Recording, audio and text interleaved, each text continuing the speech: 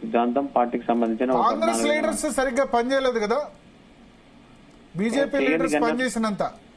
చేయండి గన్నెట్లో గన్ని వేలు 70,000 ఓట్లు వచ్చినాయంటే గన్ని వేల ఓట్లు అంటే ఇప్పుడు మీరు ఆలోచించండి, ఆల్ఫోర్స్ నరేందర్ రెడ్డి 1,00,000కు పైగా ఓట్ల ఎన్రోల్మెంట్ చేయించారు. ఓకే, మీరు అంటున్నారు డబ్బులు ఓట్లకు డబ్బులు 2.5 లక్షల మందికి పంచిండు.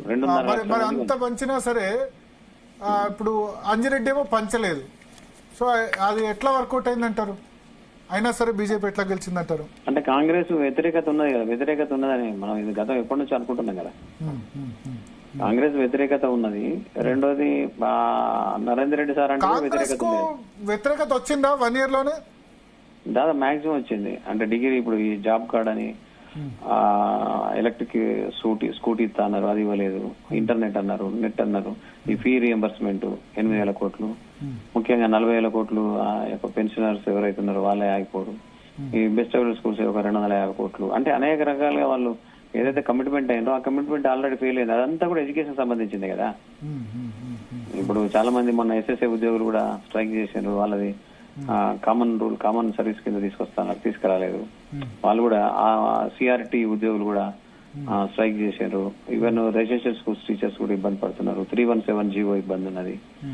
డిఏల పరంగా అనేక రకాలుగా అనేక ఇబ్బందులు ఉన్నాయి. ఇదంతా వ్యతిరేకతన డిమాండ్. మొత్తానికి మనసులో అయితే బాధ అయితే ఉంది కదా, ఉద్యోగులకు గానీ నిరుద్యోగులకు గానీ. ఇలా జాబ్ కార్డ్ అన్నారు 2 లక్షలు, 58,000. ఇదంతా కూడా ఒక డిమాండ్స్, పబ్లిక్ డిమాండ్. ఆ పబ్లిక్ ఎవరు? వీళ్ళంతా కూడా వీళ్ళే కదా,